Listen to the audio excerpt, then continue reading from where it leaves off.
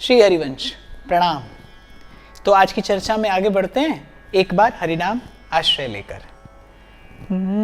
जय जय राधा रमण हरि बोल, जय जय राधा रमण हरि बोल, जय जय राधा रमण हरि बोल, जय जय राधा रमण हरि बोल, जय जय राधा रमण हरि बोल, जय जय राधा रमण हरि बोल, जय जय राधा रमण हरि बोल, जय जय राधा रमण हरि बोल, जय जय राधा रमण हरि बोल, जय जय राधा रमण हरि बोल, जय जय राधा रमण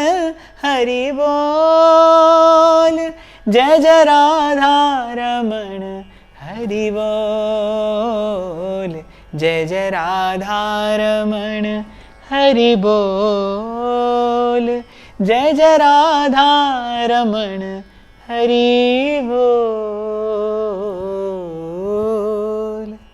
श्री राधा वल्लभो जयति, श्रीहित हरिवंश चंद्रो जयति, जाने बिन नहीं होई प्रतीति, बिनु परतीति होई नहीं प्रीति, प्रीति बिना नहीं भगति दृढ़ाई, छिमि खगपति जल पे चिकनाई।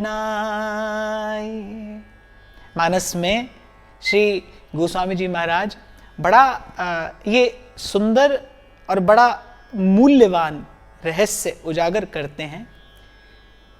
मानसकार कहते हैं, जाने बिन नहीं हुई प्रतीति और बिनु प्रतीति हुई नहीं प्रीति। बहुत आवश्यक है साधक के लिए इस रहस्य को जान लेना, सम्यक प्रकार से समझ लेना, क्योंकि क्या हुआ है, आज का यदि दृश्य देखा जाए तो प्रेम का, भक्ति का, भाव का बड़ा साधारणीकरण हो गया है, बड़ा साधारणीकरण हो गया है। प्रेम के भ्रम में जिया आता है मनुष्य, भक्ति के भ्रम में रहा आता है जीव, केवल भ्रम में जीवन समाप्त हो जाता है। तो जान लेना बड़ा आवश्यक है कि वस्तुतः भक्ति है क्या, संतों के मत से भक्ति क्या है, भक्तों की दृष्टि में भक्ति क्या है, क्योंकि वही कसौटी है। एक ना एक दिन आपको मेरी भावना पर, कसौटी पर खरा उतरना ही होगा, इसलिए उसे सम्यक प्रकार से जान लेना अत्यंत आवश्यक है। मैं बार बार आपसे निवेदन करता आ रहा हूं, वस्तु न हो तो संभावना है, लेकिन वस्तु होने का भ्रम हो जाए तो वस्तु मिलने की संभावना भी समाप्त हो जाती है। तो कल के सूत्रों में, कल की चर्चा में जो नारद जी ने कहा, तद्विहीनम जाराणामिव और नास्तेव तस्मिन तत्सुख सुखित्वम, भगवान के महात्म्य ज्ञान के अभाव में जो भावना है वो लौकिक हो सकती है, वो बड़ी साधारण हो सकती है, उसमें गरिमा का, गौरव का अभाव हो सकता है। तो भक्त को, उपासक को, साधक को प्रयत्न पूर्वक इससे बचने का प्रयास करना चाहिए। गोस्वामी जी बिल्कुल यही बात कह रहे हैं कि जाने बिन नहीं हुई प्रतीति। जब तक प्रभु के स्वरूप को पूर्ण रूपेण जाना नहीं जाएगा, जब तक प्रभु के स्वरूप और स्वभाव को पूर्ण रूपेण समझा नहीं जाएगा, जब तक प्रभु के स्वरूप की प्रतीति नहीं होगी, जैसा मैंने कल एक संकेत किया था, यदि आपको यह खबर हो कि आपका स्वामी कितना समर्थ है, तब आपके जीवन में भय का स्थान ही कहां रहेगा। आपके मेरे जीवन में चिंता है, किस लिए?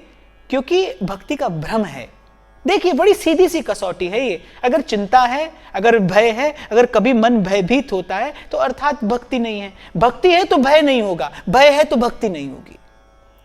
कितने उदाहरण आपने, मैंने देखे, पढ़े, समझ सकते हैं आप और मैं उनसे। देखिए, मीरा जी के द्वार पर भूखा नाहर है, वो नहीं डरती। क्यों? क्योंकि गिरधर गोपाल हैं। उनके हाथ में विष का प्याला है, वो मुस्कुराती हैं, क्योंकि ठीक है, मान लिया विष का प्याला है, पर गिरधर गोपाल हैं। ऐसा संतों के मुख से सुना है मैंने। जो दास है वो कभी उदास नहीं होता।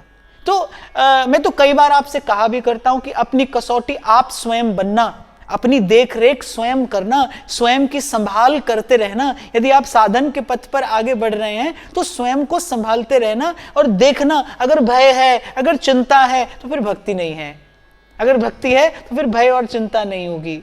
बिन विश्वास भगति नहीं, गोस्वामी जी स्पष्ट कहते हैं, बिन विश्वास भक्ति नहीं। जो होता है वो कुछ और होता होगा, वो भक्ति के समान दिखने वाली कोई और भावना होगी, वो कोई कृत्रिम सा भाव होगा, वो कोई अन्य साधारण लौकिक भावना होगी, जो हो सकता है दूर से भक्ति के जैसी दिखाई पड़ती हो, पर भक्ति नहीं।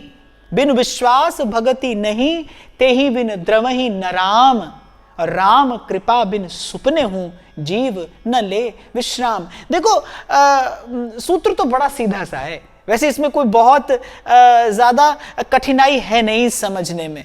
बड़ी सीधी सी बात गोस्वामी जी कहते हैं, बिन विश्वास भक्ति नहीं, ते ही बिन द्रवहि न राम, राम कृपा बिन सुपने हूं, जीव न ले विश्राम। विश्वास तो गोस्वामी जी कह रहे हैं, जाने बिन नहीं हुई प्रतीति। जब तक आप जानेंगे नहीं कि आपके प्रभु का स्वरूप स्वभाव क्या है, उनकी सामर्थ्य क्या है, उनकी शक्ति क्या है, उनकी महिमा क्या है, उनका गौरव क्या है। कई बार मैं आपसे कहता हूं ना, शरण्य समर्थ हो तभी शरणागति सफल होती है, सार्थक होती है। आप और मैं शरणागत हों और वो शरणागति का भाव आपके मेरे जीवन में सुख लाए, शांति लाए, निश्चिंतता लाए, निर्भयता लाए। इसके लिए आवश्यक है कि आपको मुझे अपने शरण्य के सामर्थ्य का बोध होना चाहिए, आपको मुझे जानकारी हो कि आपका मेरा संबंध किससे जुड़ा है। अरे संसार में भी किसी ऊंचे पद पर बैठे व्यक्ति से संबंध हो जाए तो कैसे जीवन में एक निश्चिंतता सी आ जाती है ना। कितने लोग आप देखिए, वो पद के दंभ में, वो पद के अहंकार में कभी कभी अपराध कर बैठते हैं और उनको बिल्कुल भय नहीं लगता। उनको लगता है कि इतने ऊंचे पद पर हम हैं, हमारे संबंधी हैं, वो कर लेंगे हमारी रक्षा।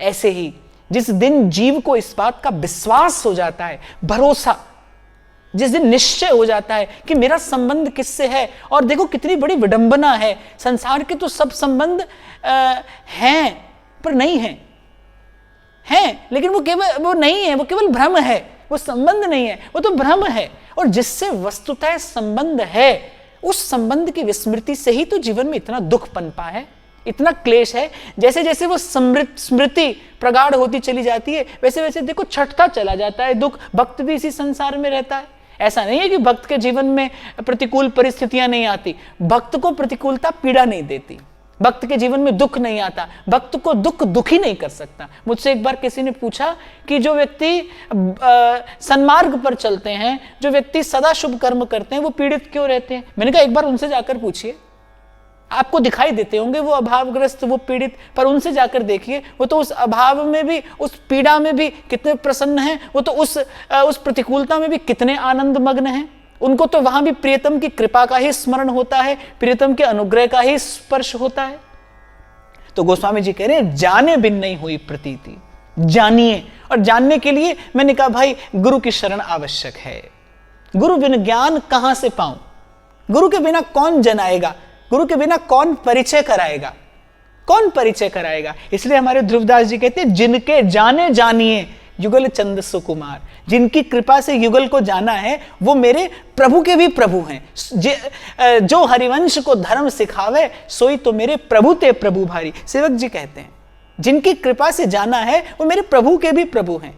गुरु के बिना ज्ञान कहां से पाया जा सकता है, गुरु बिना ज्ञान कहां से पाऊं। पोथी पढ़ी जा सकती है भाई, बड़े बड़े ग्रंथ पढ़ के अपनी बुद्धिमत्ता, तर्क शक्ति, जानकारी, इस सब का विस्तार किया जा सकता है, इस सब का विकास किया जा सकता है। लेकिन वो ज्ञान जो तन को पवित्र, मन को शुद्ध, चित्त को स्थिर और शांत कर दे, वो ज्ञान तो गुरु के चरणों की शरणागति ग्रहण करके ही पाया जा सकता है। इसीलिए आपको स्मरण हो, मैंने पूर्व में निवेदन किया था कि जीव मनमुख है, उसे सन्मुख होना है, लेकिन मनमुख से सन्मुख होने की इस यात्रा में मध्य में गुरुमुख होना आवश्यक है। तो गोस्वामी जी कहते हैं जाने बिन नहीं होई प्रतीति, प्रभु के स्वरूप की प्रतीति नहीं होती, और बिना प्रतीति के प्रीति नहीं होती। क्यों? क्योंकि मैंने कल आपसे निवेदन किया था, मन महिमावंत के पीछे भागता है, मन मूल्यवान के पीछे जाता है।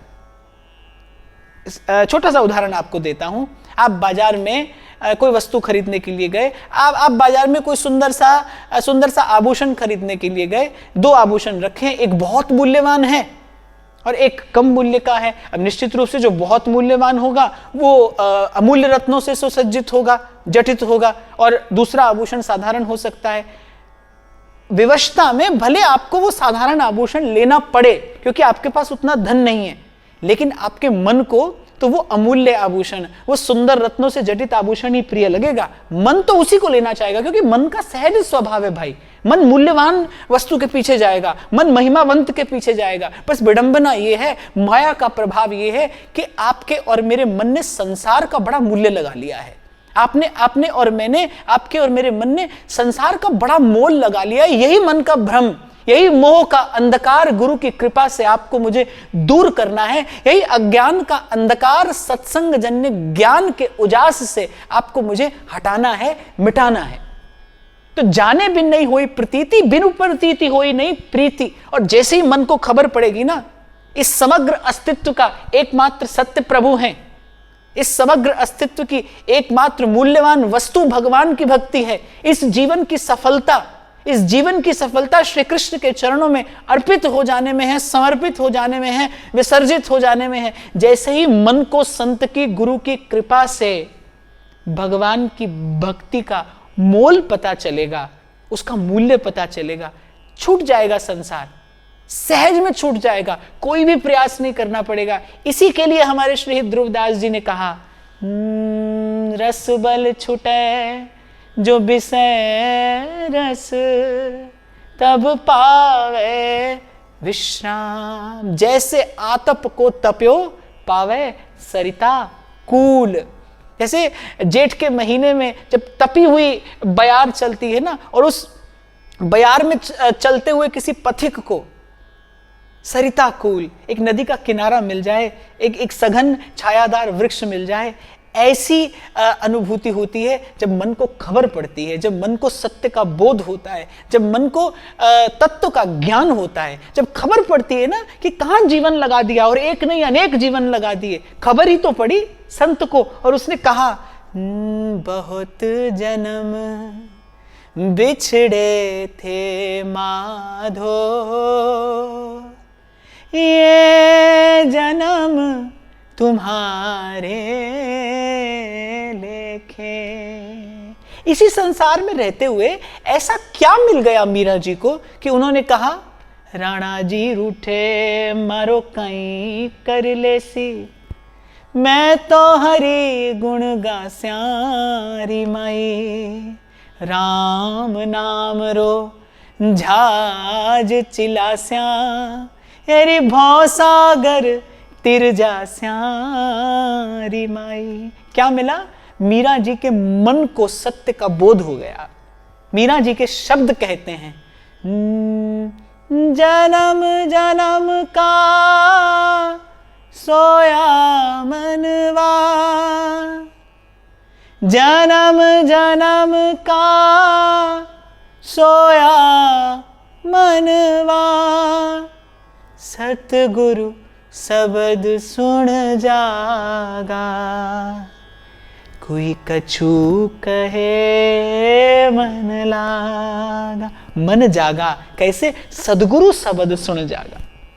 सदगुरु के शब्द से मन का मोहांधकार दूर हुआ, विषय निद्रा से जगा मन। हमारे व्यास जी कहते हैं, सोवत हो तो विषय मंदिर में, हितगुरु टेर जगायो, अब मैं वृंदावन धन पायो। अरे धनी तो मैं आज हुआ जब मन को खबर पड़ी कि भाई इस संसार में मूल्यवान वस्तु है क्या, मोल है किसका, मोल है किसका। जीवन का मूल्य तभी है जब भगवत भक्ति है, जब जब भगवत भक्ति है। तुलसी बाबा कहते हैं ना, मुझे पूरा भाव तो इस समय स्मरण नहीं आ रहा। तुलसी बाबा कहते हैं कि मघवा से महीप और विशेष सुख साने, हरिचंद से राजा विधि से बड़े, सोम से सील प्रताप दिनेश से, मघवा से महीप विशेष सुख साने, और ऐते पे तुलसी कहा जो भय, जो पे राजीव लोचन राम न जाने। अगर जानने योग्य वस्तु को नहीं जाना फिर क्या जीवन का मूल्य है। सोई है गमार जिस कियो नहीं प्यार, नहीं पायो दरबार या नंद के कुमार को।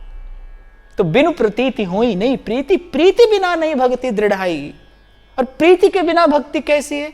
लौन बिना नहीं साग। बड़े उत्तम उत्तम व्यंजन सिद्ध कर ले, नमक डालना भूल गए आप, लीजिए, हो गया सब बेकार, हो गया सब व्यर्थ। तो ऐसे ही है, प्रेम के बिना भजन कैसा है, प्रेम के बिना भक्ति कैसी, प्रीति के बिना कैसी भक्ति, प्रीति बिना नहीं भक्ति दृढ़ाई।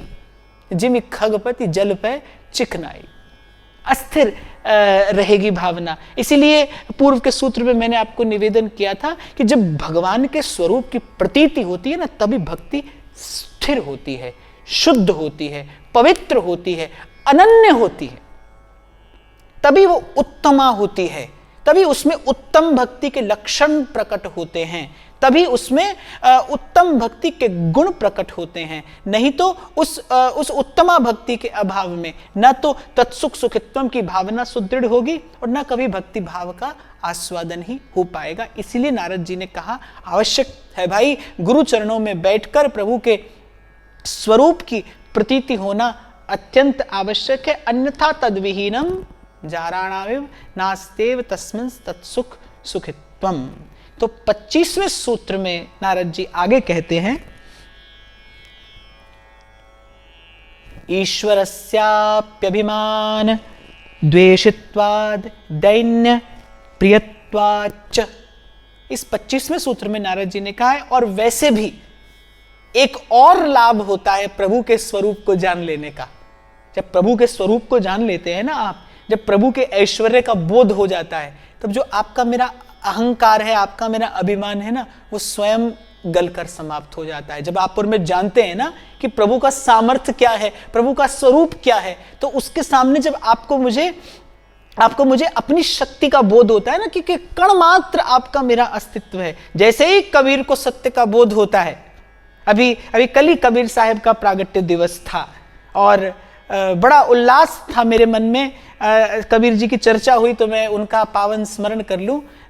आप जानते हैं मुझे प्राणाधिक प्रिय हैं कबीर हैं जिनके पास ज्ञान के समुद्र की गहन गंभीरता है, और उसी समय उनके पास भक्ति की मस्ती भी है, उनके पास वो अल्हड़पन भी है, उनके पास वो उल्लास भी है, उनके पास वो आनंद भी है। सत्य चित्त आनंद मूर्तिमान दिखाई पड़ता है मुझे कबीर साहब की मस्ती में। चर्चा हुई, कबीर साहब का स्मरण हो आया, कल ही उनका प्राकट्य दिवस था। और आइए लगे हाथ दो उनकी पंक्तियां भी गुनगुला लेते हैं।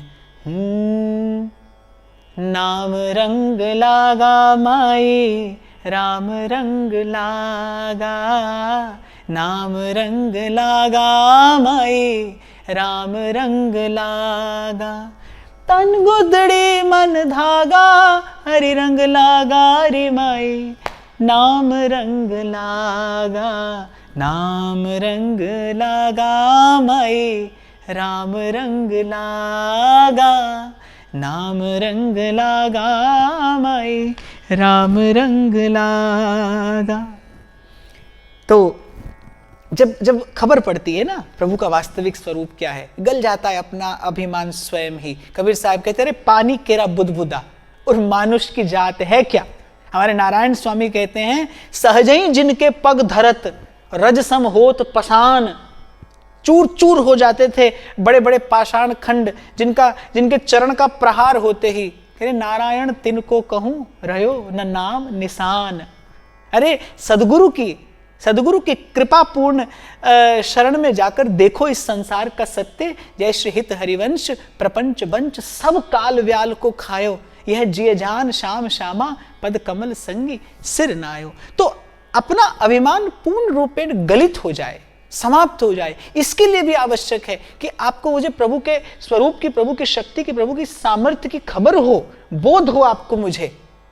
कि उस अनंत के सन्मुख, उस अनंत विभु के सन्मुख आप और मैं है क्या? कुछ भी तो नहीं, कण मात्र भी तो आपका मेरा कोई अस्तित्व नहीं, कुछ भी तो नहीं आपके मेरे हाथ में, कुछ भी तो नहीं आपके मेरे नियंत्रण में। अपने तन पर अधिकार नहीं, अपने मन पर अधिकार नहीं, अपने जीवन पर अधिकार नहीं, अभिमान है तो है किसका?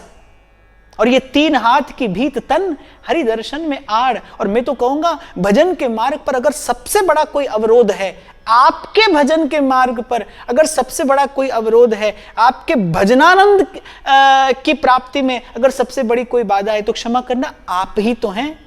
जब मैं था तब हरि नहीं, अब हरि है मैं नाही, प्रेम गली अति साकरी, ता मैं दुई न समाही। और मैं तो कई बार आपसे कहता हूं, मेरे डोंगरे बापा बार बार कहते थे, बोले भक्ति को निमंत्रण देते हो, विराजमान कहाँ करोगे उसे? क्योंकि भक्ति तो केवल दैन्य के, भक्ति तो केवल विनम्रता के आसन पर विराजमान होती है। तो प्रभु की महिमा, प्रभु का महात्म्य, प्रभु के उस अनंत स्वरूप का ज्ञान हो, इसके 2 लाभ हैं। एक तो प्रभु के प्रति प्रतीति होती है, प्रतीति युक्त प्रीति दृढ़ होती है, और अपना अभिमान भी नष्ट होता है। एक बार मुझसे किसी ने पूछा कि आप कहते हैं कि भगवान के माधुर्य का ही भजन करना चाहिए, अगर माधुर्य का ही भजन करना चाहिए तो फिर भगवान के ऐश्वर्य का वर्णन शास्त्रों पुराणों में क्यों मिलता है? अगर भजनीय तत्व माधुर्य है, फिर ऐश्वर्य की चर्चा क्यों? ऐश्वर्य की चर्चा इसलिए कि आपका मेरा अभिमान समाप्त हो जाए।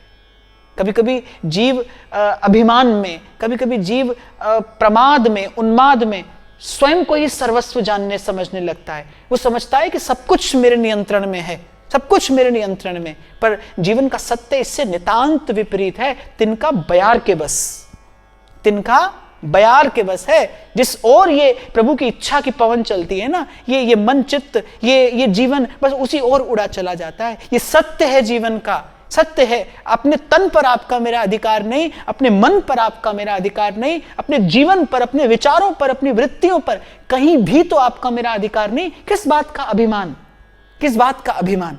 ईश्वरस्याप्यभिमान द्वेषित्वाद दैन्य प्रियत्वाच्च। और ईश्वर को भी अभिमान से द्वेष है।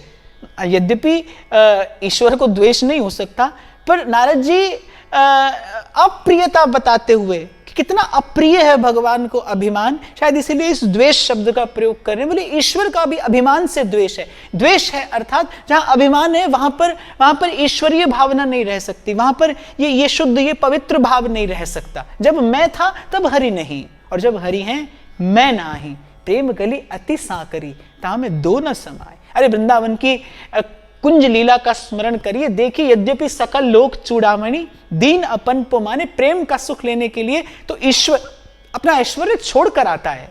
ये जो बार बार अवतार होता है भगवान का, अवतार अर्थात अपने स्थान से नीचे उतरना, अपने स्थान से नीचे उतरने को अवतरण कहते हैं। बार बार प्रभु अवतार लेकर आते हैं। क्यों? विप्रधेनु सुर संत हित लीन मनुज अवतार। प्रेम के लिए आते हैं, प्रेम के आस्वादन के लिए आते हैं, इस भावास्वादन के लिए आते हैं, भक्तों की भक्ति का सुख लेने के लिए प्रभु भी अपना ऐश्वर्य छोड़ते हैं। और मैं तो कहता हूं कि प्रभु के पास छोड़ने के लिए तो सब कुछ है।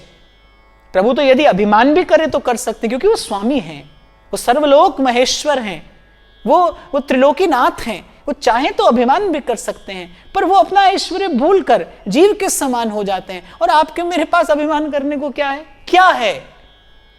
ये रूप कल था, कल समाप्त हो जाएगा। ये बल जो किसी भी क्षण शरीर के रोगाक्रांत होने से समाप्त हो सकता है। ये बुद्धि, ये विद्या जो किसी भी समय विकृत हो सकती है, किसी भी समय शिथिल पड़ सकती है। पारासर सुर इंद्र कलप कामिनी मन फंद्या, और परे देह दुख द्वंद्व कौन क्रम काल निकंद्या। बड़े बड़े ज्ञानी, बड़े बड़े विवेकवान पथच्युत हो जाते हैं, पथ भ्रष्ट हो जाते हैं। मम माया दुरत्या, भगवान कहते हैं मेरी माया किसी को भी सम्मोहित विमोहित करके और उसे कहां किसी गहन अंधकार में धकेल दे, खबर नहीं पड़ती। और अनंत अनंत जन्म तक जीव उसी अंधकार को उपलब्धि मानकर और विषयोपभोग करता है और वास्तविक सुख से वंचित रहा आता है। कुछ भी तो नहीं है आपके मेरे पास अभिमान करने के लिए। तो नारद जी कहते हैं और ईश्वर का भी द्वेष है। द्वेष अर्थात जहां अभिमान की भावना होगी वहां पर सच्चा सुख, वहां पर शांति, वहां पर शुद्धता, पवित्रता, वहां पर ये दैवी संपदा जो है वो कभी नहीं रह सकती, क्योंकि अभिमान आसुरी वृत्ति है। अभिमान आसुरी वृत्ति है।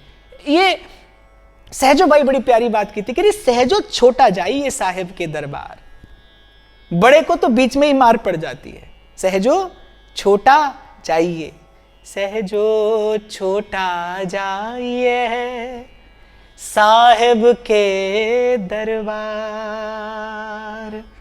सहजो नन्हा बाल का महल भूप के जाए, नारी पर्दा ना करे, गोदई गोद खिलाए। सुख है भाई, छोटे बने रहने में सुख है, मस्तक झुका रहे इसी में सुख है। तुम सामने खड़े हो, मैं सजदा कर रहा हूं, बड़ा लुत्फ आ रहा है बंदे को बंदगी में। मैं तो सदा आपसे कहता हूं भाई, कोई आपके पांव पड़े इसमें कोई सुख नहीं है। आपका मस्तक किसी समर्थ सदगुरु के, किसी सच्चे संत के चरणों पर पड़े, देखिए वो जीवन का सुख है। आत्मा सुखी होती है, उसमें रोम रोम आनंदित होता है। बड़े दुर्लभ होते हैं ये क्षण, जब चरण हो किसी समर्थ के चरण हो और आपका मस्तक हो। भाई जीवन में दुर्लभ मिलते हैं ये क्षण, क्योंकि सच्चा सुख यही है। मैं सत्य आपसे कह रहा हूं, लाखों लोग आपको प्रणाम करते हो, अभिमान का पोषण इससे भले होता हो। आप ऊंचे सिंहासन पर बैठकर करवा लीजिए अपने चरणों का पूजन, इससे आपका अभिमान भले पुष्ट हो, लेकिन इसमें आत्मा का कोई सुख नहीं है। दैन्य प्रियत्वाच्च, दैन्य प्रिय है, क्योंकि वो दैन्य जो है ना, वो प्रेम को उपस्थित होने के लिए, प्रेम को विकसित होने के लिए एक वातावरण प्रदान करता है। सहज में विनम्रता के साथ एक ठंडी बयार चलती है, एक सुखद बयार चलती है, प्रेम का बीज पनपता है उस बयार में। और जैसा संत कहते हैं कि भाई दैन्य के सिंहासन पर ही भक्ति महारानी विराजमान होती है। और सहजोबाई जी तो एक बड़ा सुंदर उदाहरण देती हैं, पता नहीं शायद सहजोबाई जी की वाणी है या कबीर साहब के शब्द हैं, मुझे ठीक से स्मरण नहीं, पर उसका अर्थ ये है कि हाथी बहुत बड़ा होता है, लेकिन उसके हिस्से क्या आता है? धूल आती है, धूल ही धूल उठाकर अपने सिर डालता है। चींटी बहुत नन्ही सी होती है, लेकिन उसके हिस्से क्या आता है? उसके हिस्से आते हैं खांड के दाने, जो आपके मेरे प्रयोग करते गिर जाते हैं ना भूमि पर। और नन्ही सी चींटी, लेकिन वो सुख लेती है, आस्वादन करती है उस मधुरता का। जो जितना छोटा है, जिसका मस्तक जितना झुका है, वो उतना सुख पाता है। और जितना ये अभिमान का ये भाव जीवन में बढ़ता है, उतना प्रभु दूर होते चले जाते हैं। और मुझे लगता है तीनों लोकों की सुख संपत्ति आपके हस्तगत हो जाए, लेकिन अगर उसकी कृपा दृष्टि नहीं है, अगर साहेब सीधी नजर से आपको नहीं देखता, आपको कोई सुखी नहीं कर सकता। और संसार की सब वस्तुओं का अभाव हो, पर मेरे कबीर साहब कहते हैं, कबीरा सब जग निर्धना, धनवंता नहीं कोय, धनवंता सोई जानिए, जाके नाम रतन धन होय। जे एक तेरा प्यार मैनू मिल जावे, मैं दुनिया तो होर की लेना। जे सावल यार मैनू मिल जावे, मैं दुनिया तो होर की लेना। ऐसे ही नहीं गाया किसी ने, ना मिले संसार, ना मिले संसार, तेरा प्यार तो हमारा है, ना मिले संसार, एक तेरा प्यार हमको दो जहां से प्यारा है, एक तेरा प्यार। मान लीजिए जहां प्रेम है ना, वहीं शांति है, वहीं सुख है, वहीं विश्राम है। तो प्रभु के महात्म्य ज्ञान को जानना क्यों आवश्यक है? प्रभु के स्वरूप की प्रतीति होती है, प्रतीति युक्त प्रीति दृढ़ होती है, और कहीं अपना अभिमान भी नष्ट होता है। प्रभु के अनंत स्वरूप के सन्मुख जब अपनी क्षुद्रता का बोध होता है, तो जो जन्म जन्म से जाने अनजाने मैंने जो अभिमान अहंकार की भावनाएं अर्जित कर ली हैं, कहीं ना कहीं उनका भी निराकरण होता है, वो भी समाप्त होती हैं और फिर भक्ति भावना पुष्ट होती है। क्योंकि यूं भी नारद जी कहते हैं, ईश्वर का अभिमान से द्वेष और दैन्य के प्रति प्रिय भाव है। विनम्रता प्रभु को आकर्षित करती है। दीन व्यक्ति का प्रभु के दरबार में आदर होता है। मेरे तुलसी बाबा कहते हैं, एही दरबार दीन को आदर, रीत सदा चली आई। और प्रभु के चरणों में मस्तक झुक जाए, यही आपका मेरा परम सुख है, वहीं आपका मेरा परम विश्राम है। चिंतन करिएगा। श्री हरिवंश।